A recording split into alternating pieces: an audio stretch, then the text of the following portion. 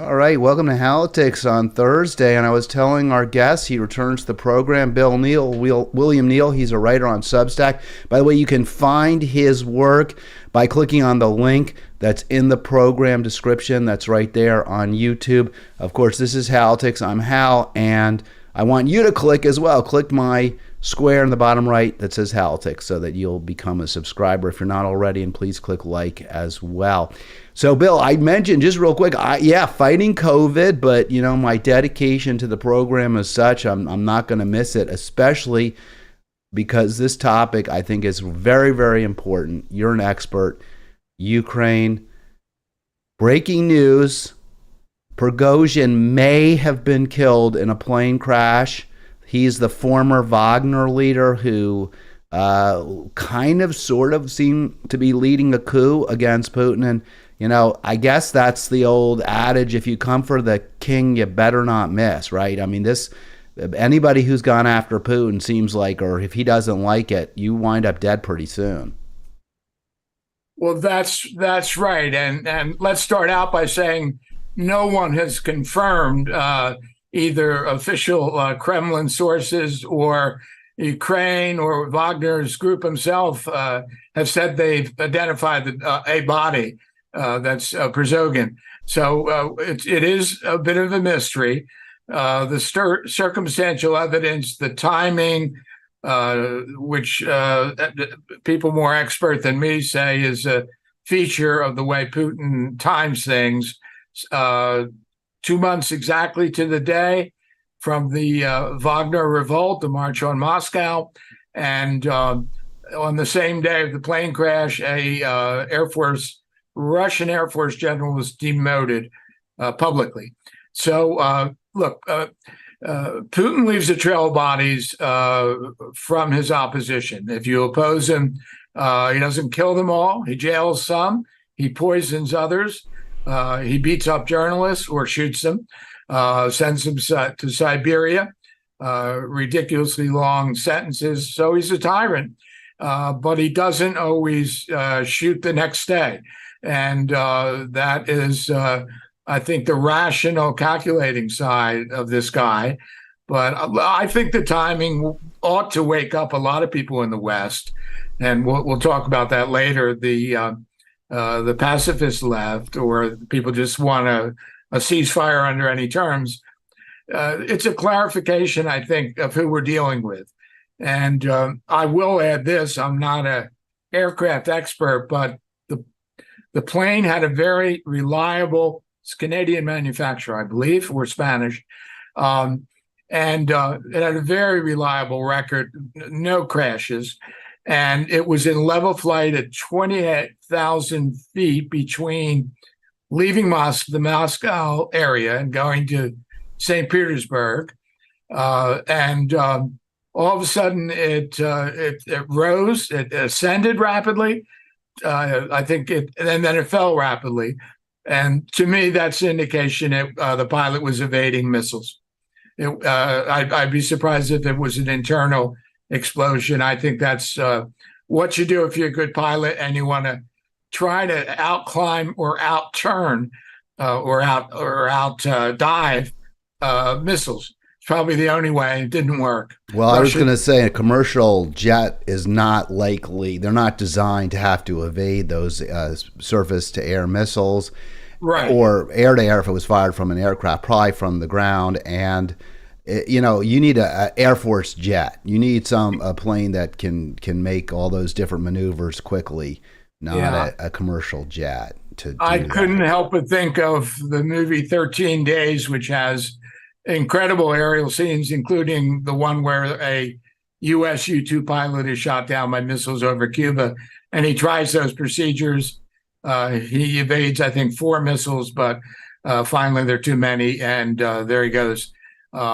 He was killed, and it was a big moment in the October '62 standoff. So here we are. To me, it's without that final proof, it still has the Putin signature and a wake-up call that this man will show no mercy to get the path that he's on, and that's a big part of the discussion. What is the path that he's on? Is the offended superpower for people battering in his backyard, or is he was he launched on a rebuild Russia at others' expense, a near fascism type movement?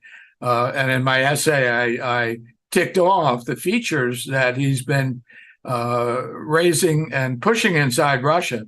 He is on a mission. It is quasi, how should we say, existential in terms of Russian history. It does jive with centuries of Russian history in their attitude towards the West, which is why I found Vlad Vexler's commentary so interesting. He quotes a paragraph from Gogol about a wild Russian sleigh ride in the 19th century, a troika of horses where the driver doesn't know where they're going, and maybe doesn't care on that type of ride, and as a symbol for Russian history, and that's where I come out. I mean, I do believe the guy is evil, and the question is, can you do business with someone like that in the way Germany especially tried? And there are lots of U.S. companies there that have not left. They're still doing business, chains, with many, hundreds of stores in some cases. So that's where we are, stalemated on the battlefield. And I think it's at the very top of U.S. and part of NATO, maybe the dominant part of NATO's viewpoint.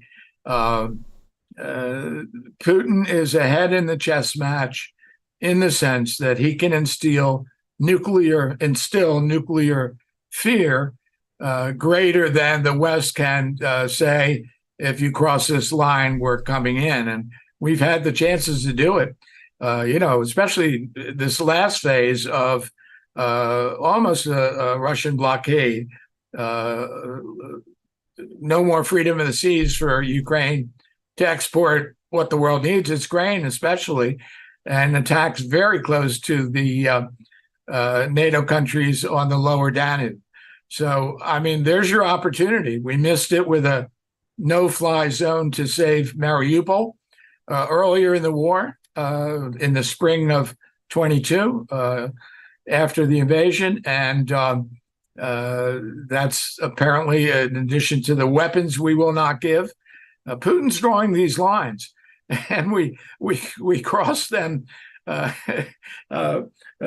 has said, we put one toe in the water than the other. If he doesn't erupt in something we can't live with, then we send token tanks, token artillery, and barely token planes, and they're not going to be operational till next year, well into next year. So that's where we are. And this explains the increasing daring of Ukraine on their own. I don't think they're getting authorization. They raided Crimea last night from the sea. Commando raid, troops in, attacked a base, and troops out. They said they had no casualties. Well, that remains to be seen. But that's where Ukraine's going because they don't have a choice. They're not going to be passive. It's existential for Ukraine as much as it is for Putin. And the more they get pounded, they're going to react the way the British did under the Nazi aerial campaign. They're going to come out even more determined, and they're never coming to a bargaining table that leaves them without Crimea. And maybe the open question is how much territory, if any, they're willing to give up in the East.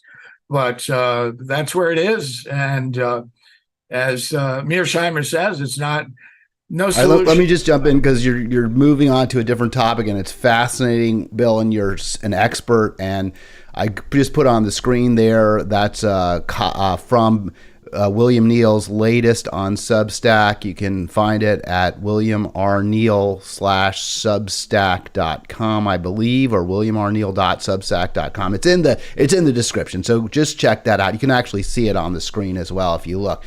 And it's called The Stalemate in Ukraine, No Way Through the Minefields in the Ground, or is it the what? So here's the question I have right now. I'll start it this way. Prigozhin, who may well be dead, is the former leader of the Wagner mercenary group. And Wagner has been touted as the most effective, most militarily advanced arm of the Russian army, at least recently, or of the Russian forces. So doesn't cutting off the head of the leader of this effective force weaken the military that Russia has at its disposal? I think that's very likely. They're certainly going to be demoralized for a while. He was a charismatic leader. He was on the front lines more than Putin was, and one of his last videos during the revolt was all his troops' bloody bodies laid out graphically behind him. He's cursing the whole war effort. And that may have been, he sealed his fate with that, because it sounds like it wasn't just over tactics, it was over an ill-fated war to begin with.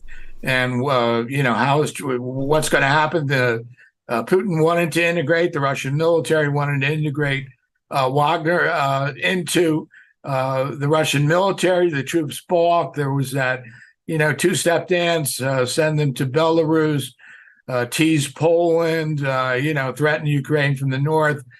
We don't know what's going to happen, but certainly doesn't.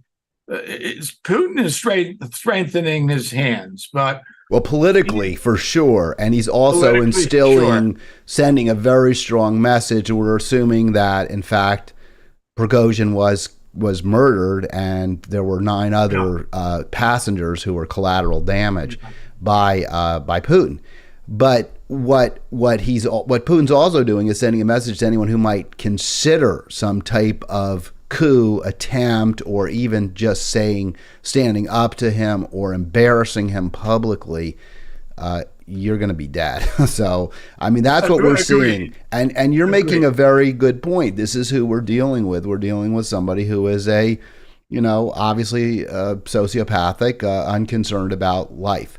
But how does that impact? Why does that mean we can't have a ceasefire? Why does that mean we should continue down this path, which is, and I don't think you think we should continue down the same path. You think we should, I guess, provide better military support, more advanced weaponry.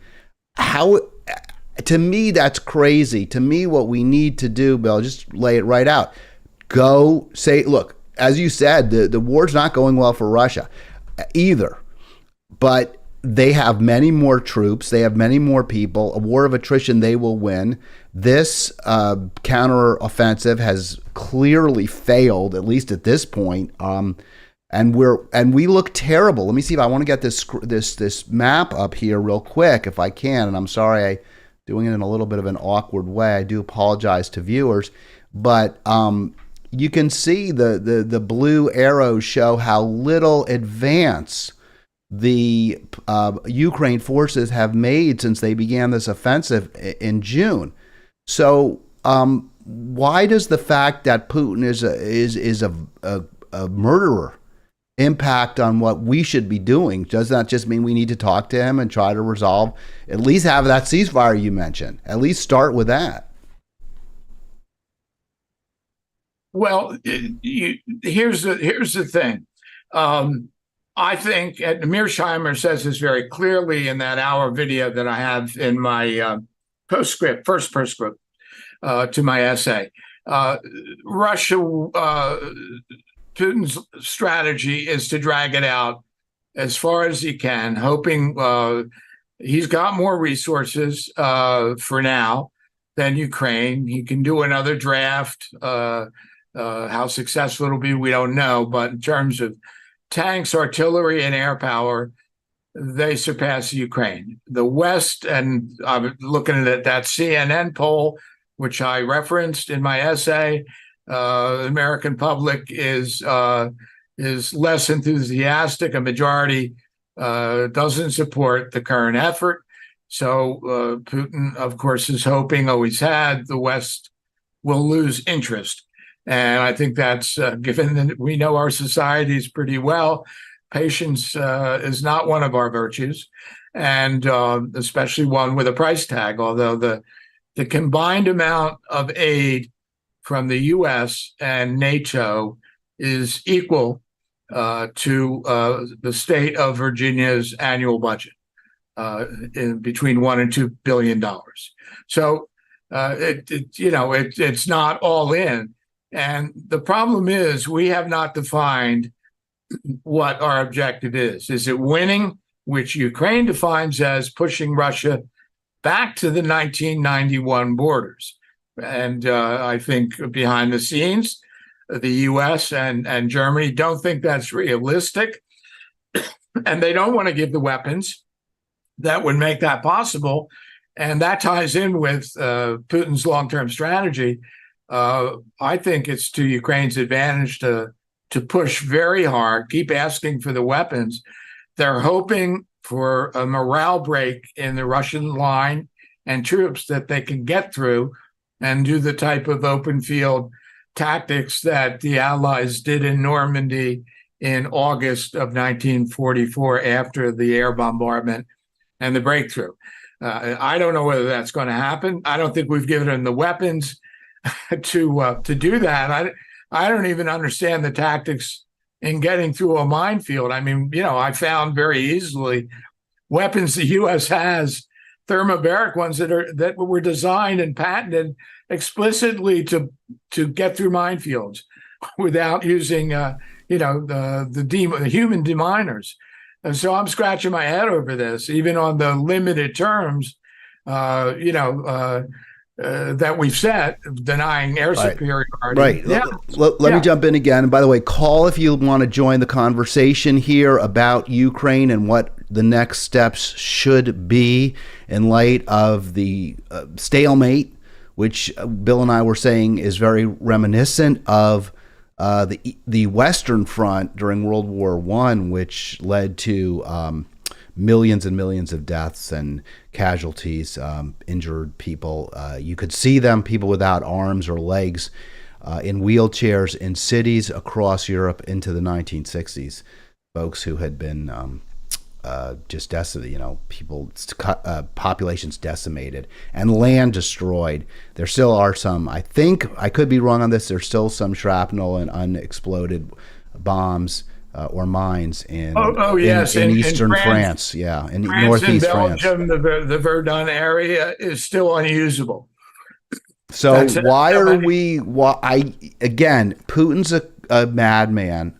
Why don't we just and let's just explain the map real quick because I want to get to some other points. But I think it's clear the yellow line is how far the Russians advanced, or almost. They went actually even a little farther, pushed back in June, a few miles in some areas by Ukrainian forces. You can see the two arrows there. That's where they're pushing towards or trying to get to that goal there, which is Ukraine. Which is Crimea, right, which is a traditional part of Ukraine. And that is now under Russian control, is circled by the red, or squared by the red, whatever term you want to use. It's not going to happen. I mean, I guess if we gave them those weapons, they'd still be outnumbered. I mean, maybe if we send in our own troops, but that would lead right to it would almost certainly lead to a nuclear war. So again, Bill, tell me why we aren't pushing like India has, like China has, the sides to come together.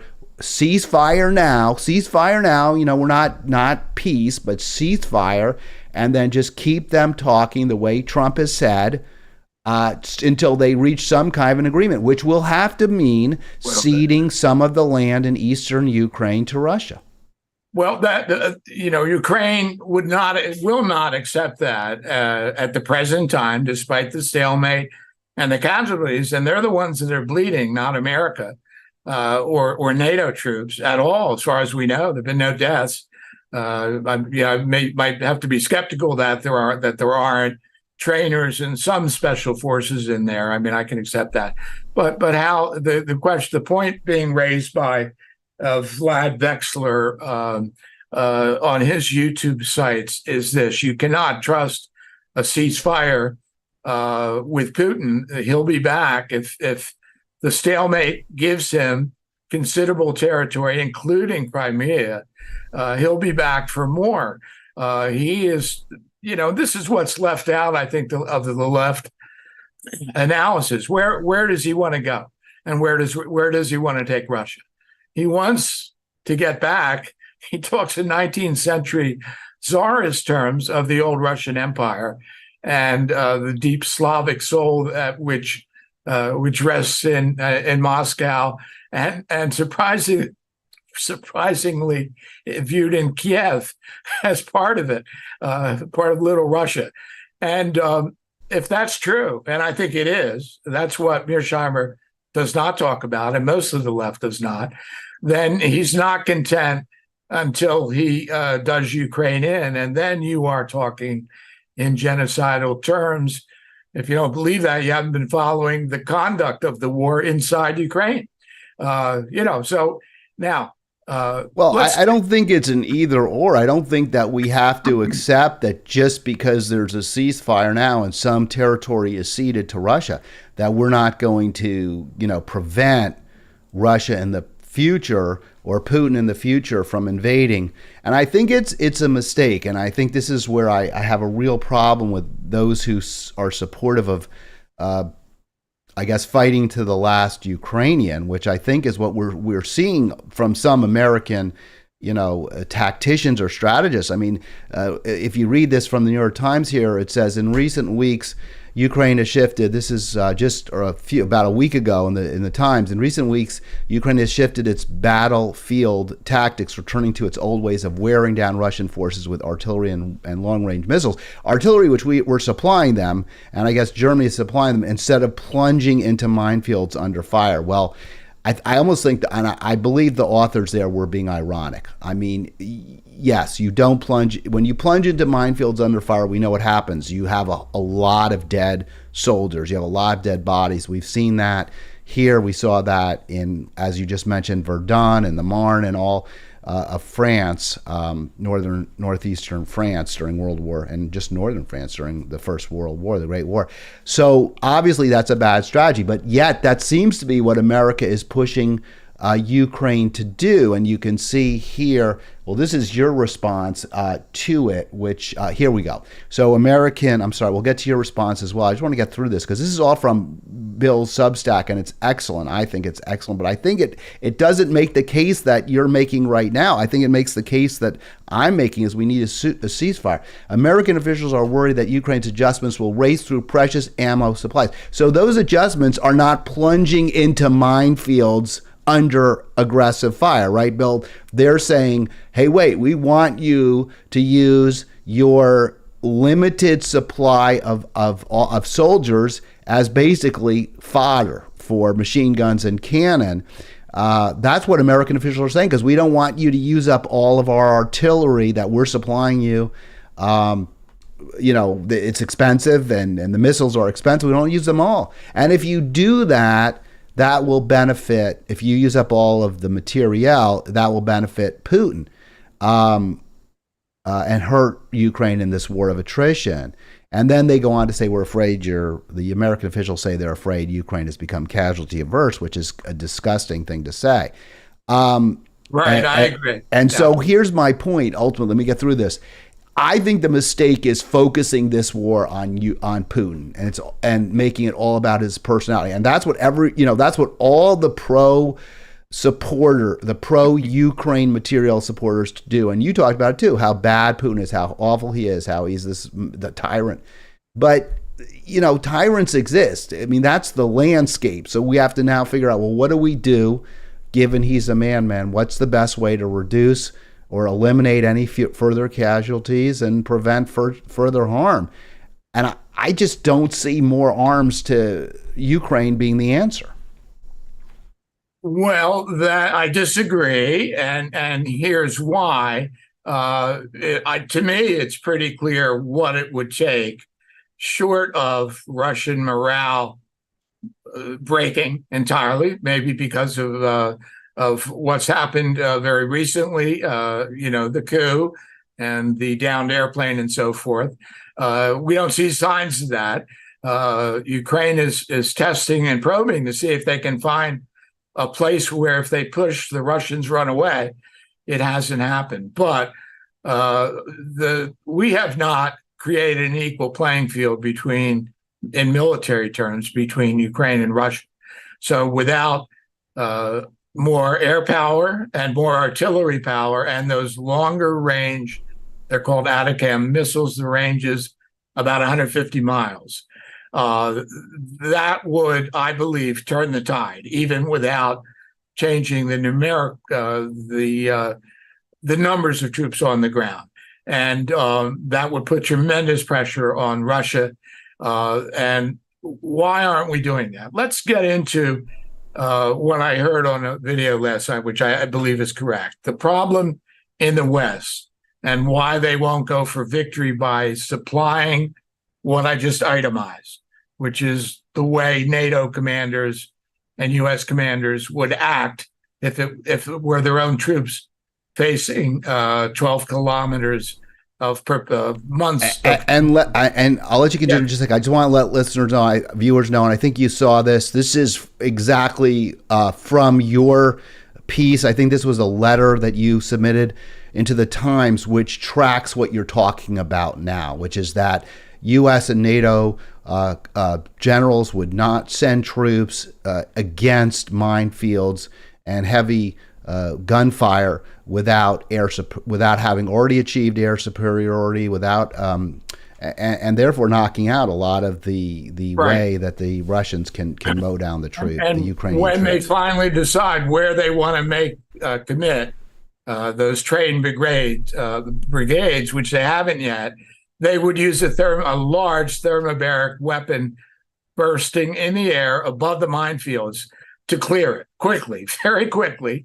And they've been used in the war. We believe Russia's used them on civilian targets, not huge ones. What does a thermobaric weapon do? Does it cause the mines to explode? Yes, that is the intent. I found patents issued for precisely such a weapon. My first Google online, when I'm scratching my head about the stalemate, a thermobaric weapon is the strongest conventional explosive, short of nuclear weapons, the most powerful we have. We use them against the guerrillas in Afghanistan, chasing bin Laden, the largest non-nuclear blast ever. It spreads, it has several explosions. The first spreads a mist of chemicals, not napalm, but a mist of chemicals over depending on the size of the weapons, over an area. A second explosion ignites it. That's the thermo part, fire. And then the barometer creates a tremendous pressure wave, and that would be what would set the mines off. And we've got them. It's Ukraine's territory, after all. We're not dropping them on Russia. Why wouldn't this come up? Maybe it's a secret, not very well kept, since I could figure it out. And you don't want to disclose it till you actually find the breakthrough point. But let me come back to Putin's winning chess game over the minds of certainly Biden. We don't know how far inside NATO, certainly with Germany. You can't escape dealing with nuclear risk. And I hear it in the left. I lived through October 1962. And if you want to refresh your course, try the movie free on YouTube, 13 Days. It has some inaccuracies, but it gives you the general idea of the uncertainty of the chess match. However, we're talking about tactical nuclear weapons. A messianic Putin does not want to destroy the base of the messianic vision, which is Moscow and Russia, in a full nuclear exchange. Given the way the war is going and his own attitude towards Ukraine's impertinence, he would certainly, if he's losing badly, consider using a tactical nuke at the point that he's losing, of the breakthrough, or on a city, or both. that's Ukraine's decision whether they want to take that type of risk if we give them these type of weapons to enable Putin to lose. Well, but it's our decision whether to give them those weapons, right? Or to press Ukraine to come to the table and to agree to some sort of a ceasefire, and then to work out peace negotiations, and to have the UN peacekeeping forces maintain that border. I mean, I think that seems clear. Ukraine is ready to settle. Let's remember. Well, I mean, Zelensky is the president. He is pro-war. He's pro-Russia war, but that war with Russia. But that doesn't mean that's what all Ukrainians want or feel. And also, look, that country's been invaded. Obviously, nobody wants to have a foreign power, especially one as authoritarian as Russia, led by Putin, to be your new master. No one wants that. But ironically, well, Bill, let me just make one more point. But ironically, despite all those facts, we're not seeing the world line up against against Russia. We're seeing this global South either staying neutral or, in general, leaning towards supporting Russia. India refuses to take our side, and they're an ally. I think most people recognize that this is a very cynical realpolitik battle or war, almost a proxy war with between the U.S. and Russia, and they're not perceiving Russia as the great Satan any more than they see the U.S. that way. Well, I mean, go back to high U.S. foreign policy under Kissinger and Nixon. I mean, what was China less totalitarian than Russia during the? We're getting a little back feedback there, but I just turned you off for a second, Bill, but I'll get you right back on. We can get. All right. So I'm going to get Bill back on. Just raise your hand or something when you've got the quiet behind you, and I'll put you right back on with the audio, because I didn't want to hear that back and forth. If you want to join us, 240-363-7190, and Bill is now available again. Hey, so yes, China was really bad, but Mao was really bad, but so were Kissinger and Nixon as well, and so was. I will never go critical of. That's the U.S. version of realpolitik, and Germany must know, given the trail bodies that are in the news from Putin, that being so dependent on him, Russia economically, and that's India and China.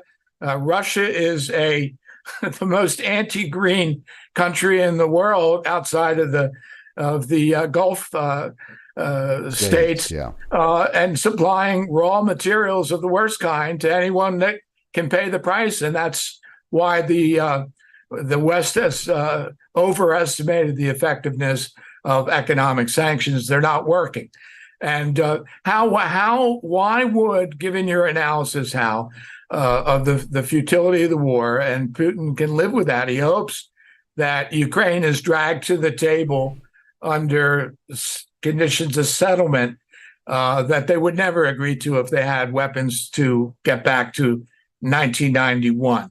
But why would Putin ever give up nuclear threatening for more territory that he wants from all the other? Because his country is being bled too. Because there's a lot of unpopularity under the surface in Russia, and because he is a violent person, but I don't think his record suggests he's a monomaniac the way Hitler was. I just don't see that. I mean, he has always acted in a very cynical fashion, in a way that suggests he is just looking out for what's best for him and for having continued rule. And being, endless war in this area is not benefiting him at all.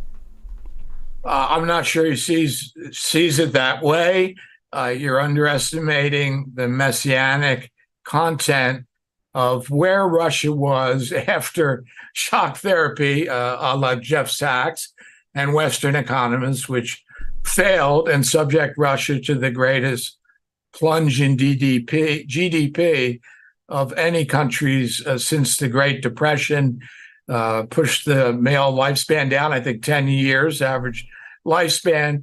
They were on the verge of collapse, much as Weimar Germany was in 1918, 1919, as Wilhelmine Germany under the Kaiser was, maybe worse.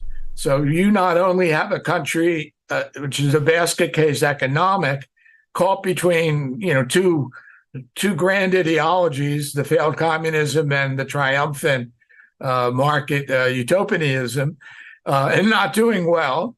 And psychologically, the country is devastated. It's lost its old messianic Soviet faith.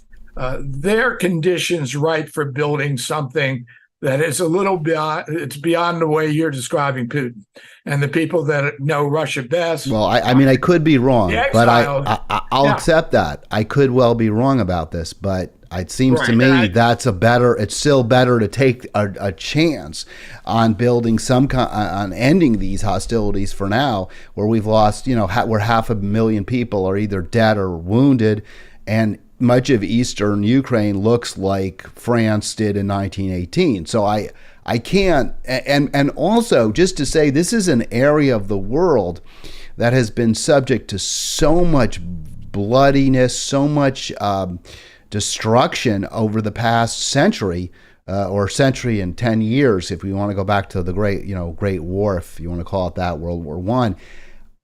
Because Russia too and Ukraine too were site of many battles and during the First World War. So this is a war-torn region. Let's figure out a way to end it if we possibly can. I just think this idea of, well, we haven't given them enough, so we have to give them more. I'm not persuaded. But go ahead real quick, and then let's play your expert Vlad. No. Haven't given them enough. We've given, you watch the way American diplomats and NATO diplomats trickle out 10 tanks, 50 artillery pieces. There are 6, according to the sources I've read in British intelligence on YouTube, there are 6 Ukrainian pilots in training for the F-16s. 6. They need 4 squadrons. That's we're talking between 18 and 24 planes in a squadron. So we can't even fake it, and we are running out of ammunition. We trickle this out. The financial sums sound impressive. There's an announcement every month or two when things aren't going well or morale in Ukraine looks like it's dipping. But when you add it all up, they're not enough. It's what I emphasize. It's not anything close to what our field commanders or NATO's would demand facing the same situation. But we're not. But look, if it was U.S. territory, I would take a different view. Or if it was part of the United States. Very pragmatic. I see a tremendous moral debt. Ed Mearsheimer emphasizes this. He's correct. We've been dangling NATO in front of the Russian bear and in front of Ukraine since at least 2008, if not earlier, in behind-the-scenes discussions, but we never quite give it to them. I think triggering Putin does put us to somewhat at. I agree. We bear a big responsibility for this. I don't disagree with that at all. But that doesn't, to my way of thinking, mean now we have to again fight this war till the last Ukrainian, or hope somehow Ukraine comes back and is able to regain a lot of territory. But go ahead. I'm sorry. I put a lot of distance between my view and the rhetoric that comes out of Anthony Blinken and Jake Sullivan. I'm not a big fan of either of them, but they have said it's about coming to the table, which clearly, there's signals now coming. Stalemate doesn't look so good. Why do you keep pushing up against this impossible barrier? But it's Ukraine's decision, Zelensky's decision, and how he reads the mood of the country, whether they want to give up. And Well, it's their decision to put their soldiers' lives on the line, and also their civilians, because of many civilians. But it's our decision whether we continue to provide them with all that war material either for free or at greatly reduced cost. Let me play this video. This is something that you have cited this man, and I think he makes a case that I really want to play. His name is Vlad. What's it? Vexler? Vlad the Impaler? Yeah. What is it? Vlad something or other? It's a very Russian sounding name. Vlad Vexler, Vexler. He's young, very articulate. I don't know if he's even Russian, but here we go. Nuclear war could break out. He was born in Russia. In a week. Oh, okay. Here we go. So this is, he starts with Tulsi. I was like, wait, why is Tulsi there? He began this conversation or this segment, I'm not playing all of it, with Tulsi Gabbard speaking against continuing the war, sort of the way or continuing the support. So here we go. In 30 days, we are staring over the precipice of that nuclear brink now more than ever before. It would spark World War III, and the result of that is destruction of the world. My own assessment is that Russia indeed poses a high global nuclear risk. This is the left's strongest argument, but I have a couple of responses. One, the Biden administration has been extremely conservative at nuclear escalation management. That is why we've seen, with each new weapon given to Ukraine, first a toe in the door, then 2 toes, then 3, and then eventually a small quantity of weapons is delivered. Second, Ukraine retaking Crimea would increase global nuclear risk. But Ukraine not retaking Crimea, Ukraine not retaking its territories, Ukraine, God forbid, losing Kiev, which is currently impossible, would actually lead to massive Russian escalation and high nuclear risk. However, so basically what he's saying is whatever happens, the world isn't going to be safe, right? He says if somehow Ukraine took back Crimea, that would increase instability. But he's also saying, but somehow if Russia prevails, especially, and he says it would be impossible for them to take Kyiv. But I don't know if it's that impossible, because Kyiv is very close. I mean, basically Ukraine is surrounded on 3 sides by Russia. So, Bill, I guess what I'm hearing from him, and I don't know why this is an argument for increasing or continuing or increasing support for Ukraine, is that whatever the result is, there's not going to be stability in the region. So if that's the case, let's just stop it.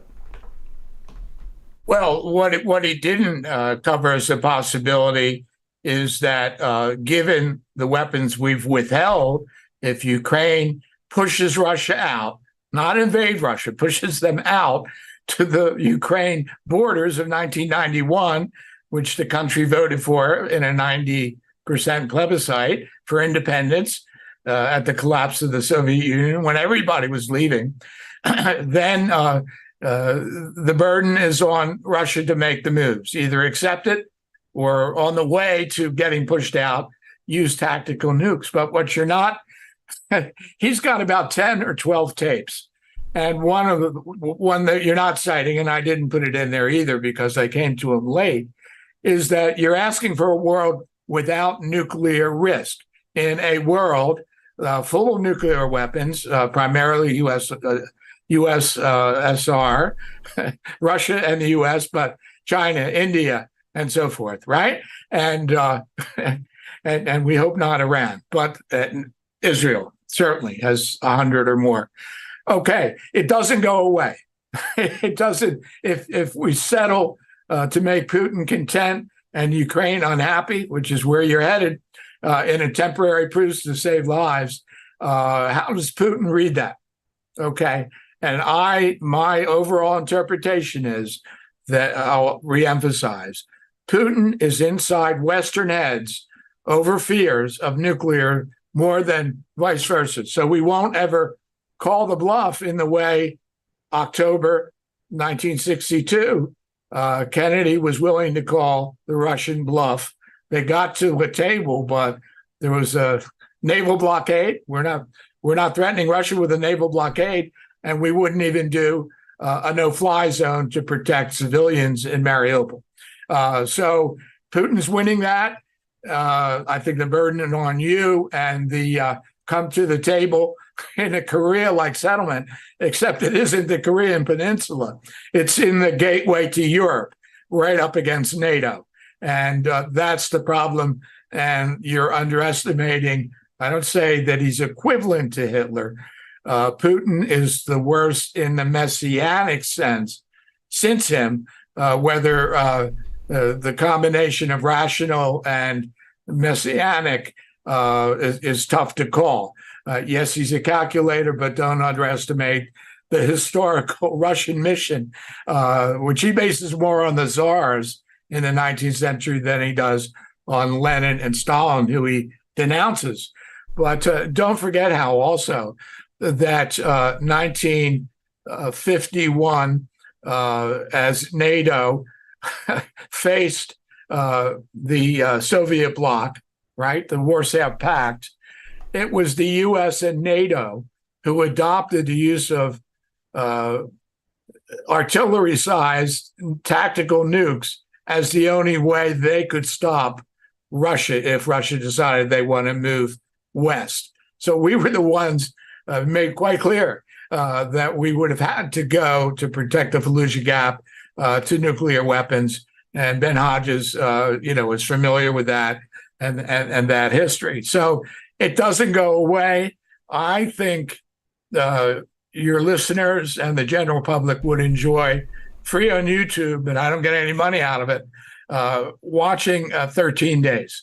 It's very well done. The acting's superb, and it puts the nuclear fear and risk and balance and uncertainty right there.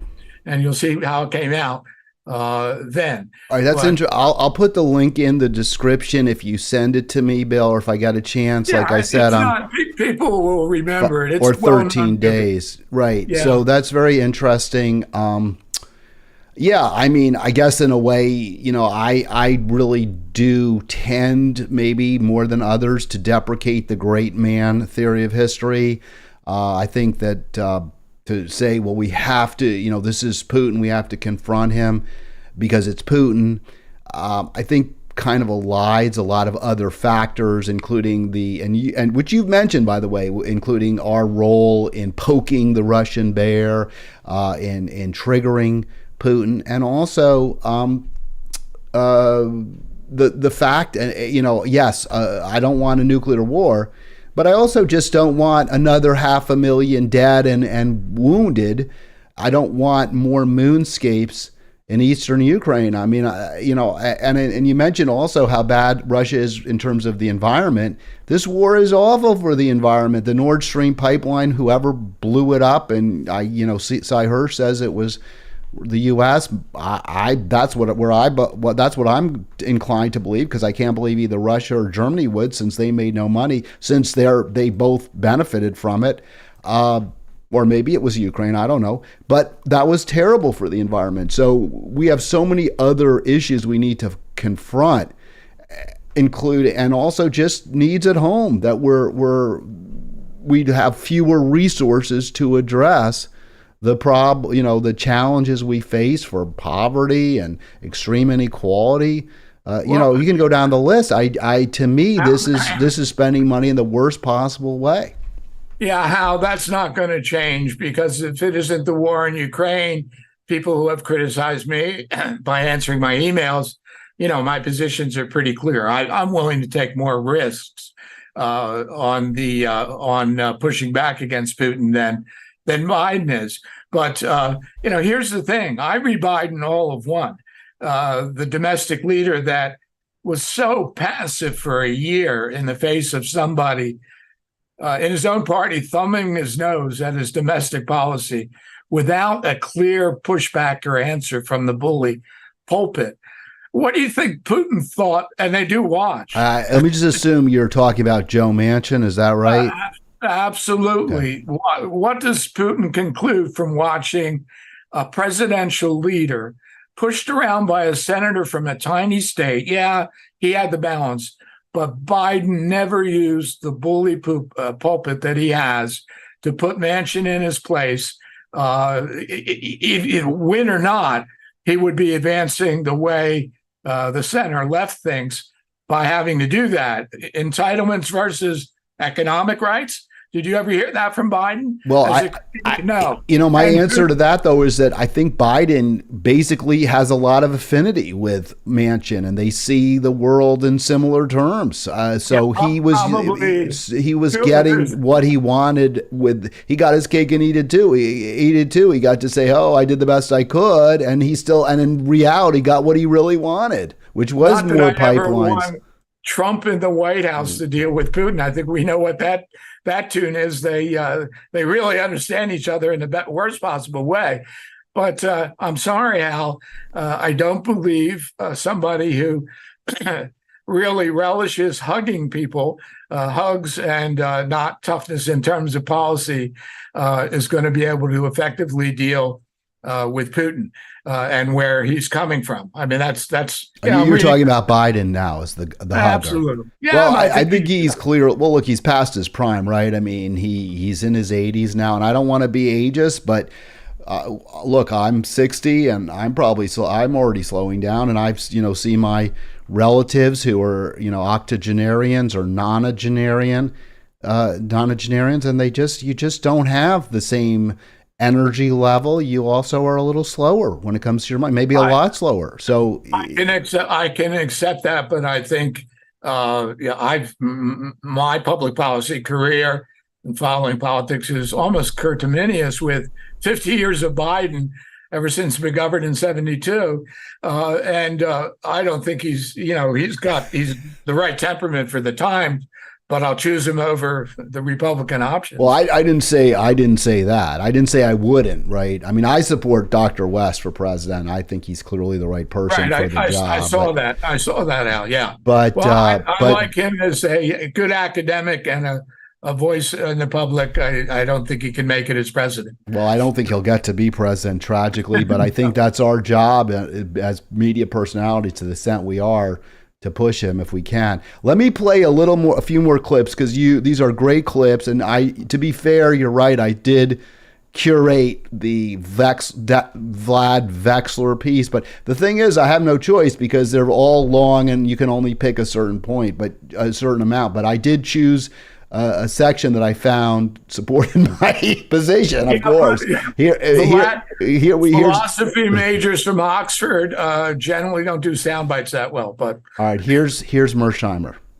When Ukraine launched its big counteroffensive this spring, that's Western Armade's military voice. officials knew Kyiv didn't have all the training or weapons, from shells to warplanes, that it needed to dislodge Russian forces. But they hoped Ukrainian courage and resourcefulness would carry the day. They haven't, unquote. So that's from the Wall Street Journal, basically admitting that the West pushed Ukraine into this counteroffensive, knowing that Ukraine did not have what it needed to come anywhere close to success. I'm just wondering, having long predicted that this U.S. effort to drive Ukraine into NATO, turn Ukraine into a NATO proxy, would lead to Ukraine's decimation, your response to this candid admission in this establishment news outlet? Let me stop it. Go ahead. Yes, I just clicked it to stop there. Yeah, well, they're right, and they make it very clear. It's nothing you disagree. That's all exactly your view, right? Is that they're pushing Ukraine to fight a war that they're not prepared. They don't have the preparation. They don't have the support. They don't have the weaponry. But by step-by-step denial, choice by the U.S. and Germany, especially in NATO. We don't want to see Russia win. We're not giving you what tactically our own military would say they need Ukraine to push Russia out and win. That's my definition of winning. But he also said that it was that Ukraine was basically an U.S. proxy. You don't agree with that, correct? I don't. I think in reality, we are fighting a proxy war. I don't think Ukraine likes that position. They have a dawning sense of nationhood that goes way back in their history. Timothy Snyder's course, 20 lectures or so at Yale, sketches all that out for for folks. So they don't want to be anybody's proxy. And I'll go out on a limb here, Hal. Look for increasingly bold, and some are going to call it reckless, Ukrainian strikes inside Russia. If they're not going to sit with this stalemate passively. That's not their. It's never been their history. The Ukrainian nationalists, if not fascists, fought after the Second World War inside Ukraine against Stalin. It's unbelievable. They were still trying to extinguish them. They're stubborn people. They have a long history, and a lot of their young people, the brightest ones, are in the West, in the technological world.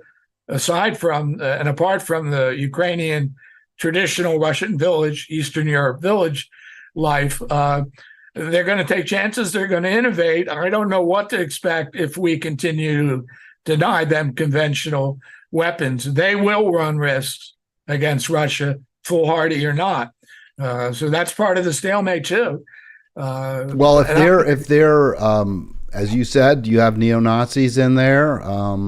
Continuing, and part of the reason for that, I'm not going to sit here and just condemn people, but part of the reason for that is because the Nazis did fight the Russians, and Ukraine hates the Russians. It's just that simple. So, and there are probably some German-speaking people. Part of it there. Is that simple, yes. So that said, that seems to me not a fight we need to be part of, or we should be part of. It seems to me that's a fight we want to try to tamp down or prevent.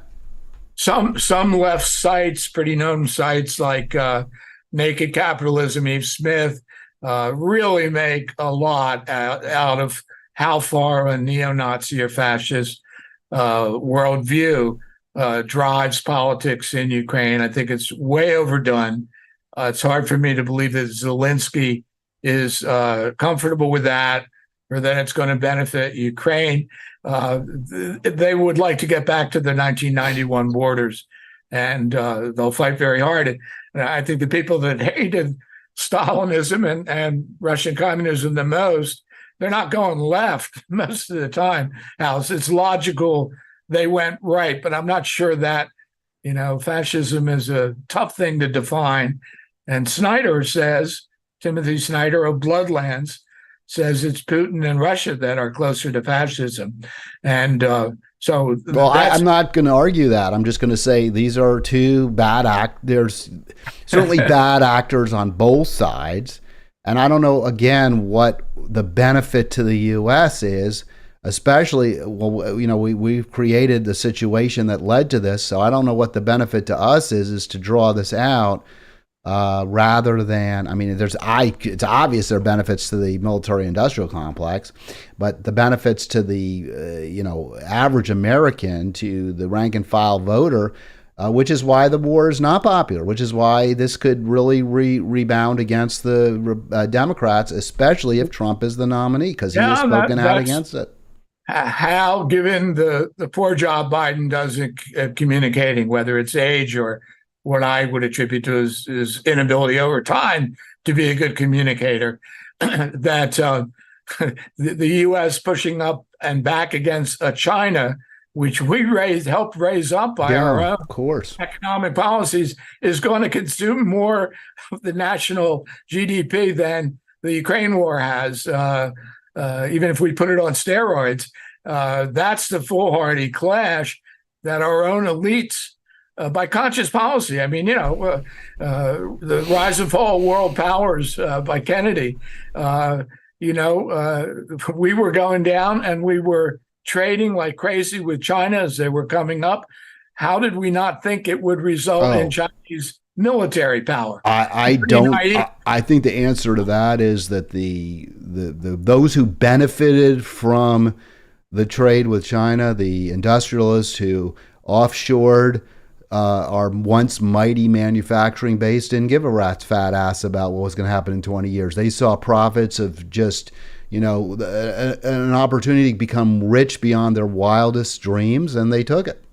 Well, their utopian hope would that it's Francis Fukuyama's end of history, one world, under liberal capitalism. China, that's where China would go. Their trade with us, we'd convert them decade by decade, and they turn out to be good trading partners and maybe even democratic in 50 years. Well, they are good trading partners, but here's my response to that whole end of history stuff.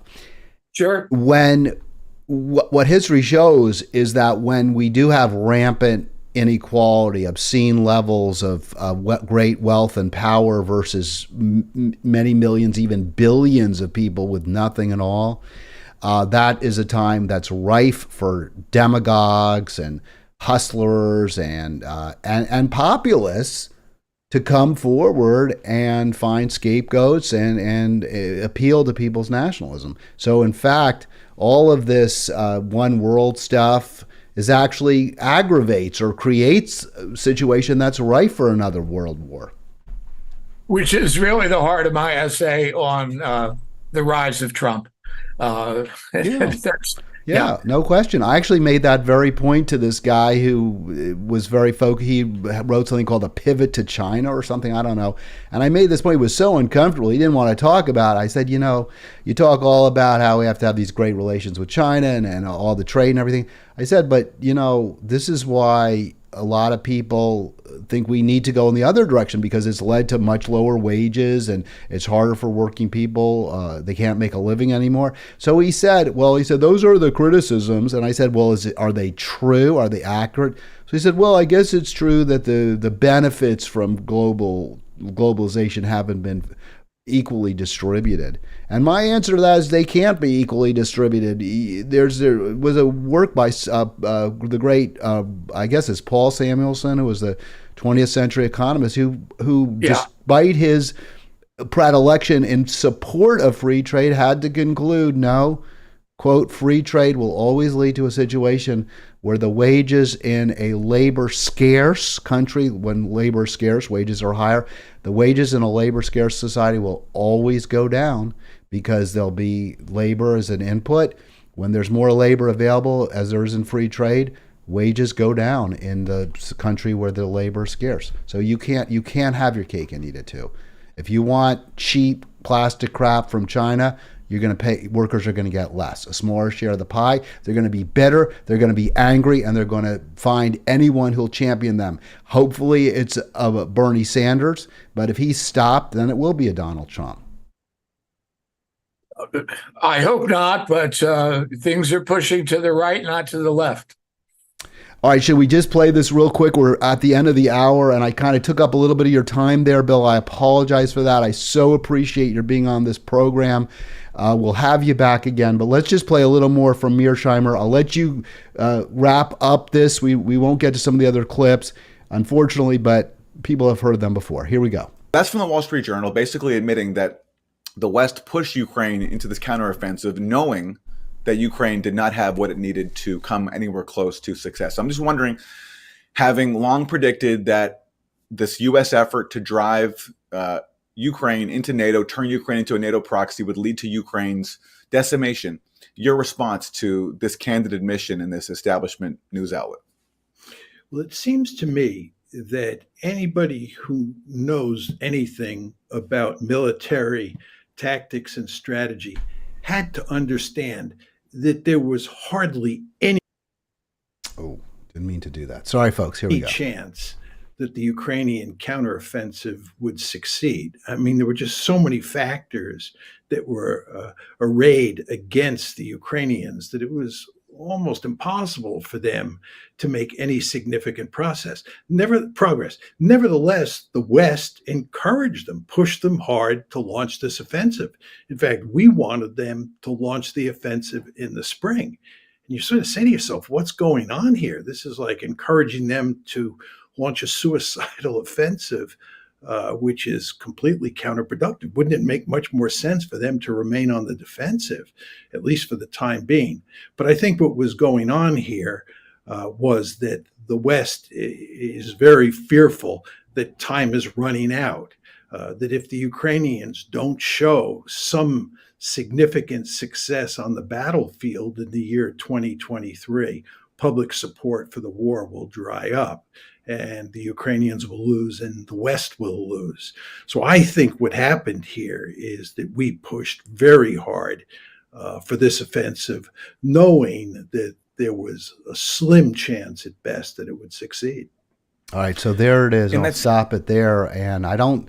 There's a few points, as I said, Bill. You get the last word, but I sort of want to frame it a little bit, and then you can go in whatever direction you want.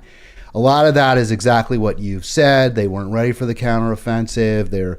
It's easier always to fight on the defense rather than the offense.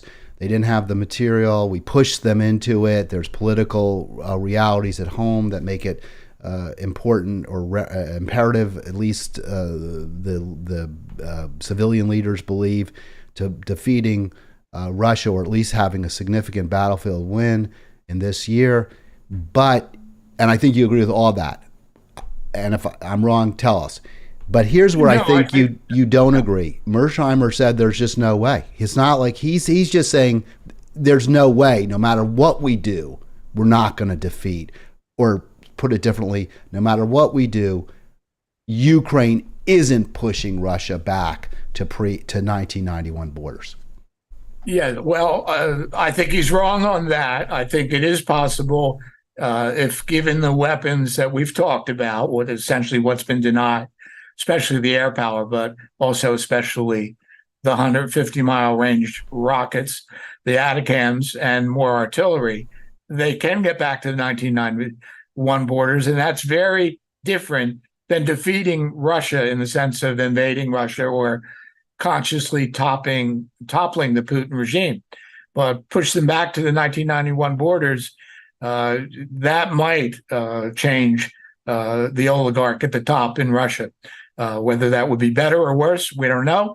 It does run the risk of Russia using tactical nukes. You can't get away from that. And that's where I differ from the center and the left in the country. I think we're going to have to run that risk eventually against Putin. He stays in power, maybe even with a successor.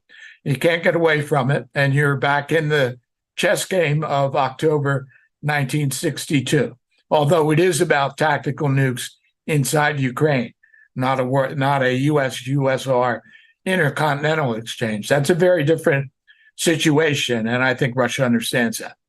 All right, I want to thank you so much, Bill Neal. As I promised, you get the last word. Thanks to all who are watching this live stream, this video. If it's not live, click click subscribe in the bottom right. And I hope to be back tomorrow, but if I'm still sick, maybe you'll get a day off from me. We'll be back. Thanks so much for watching, being part of Halitics.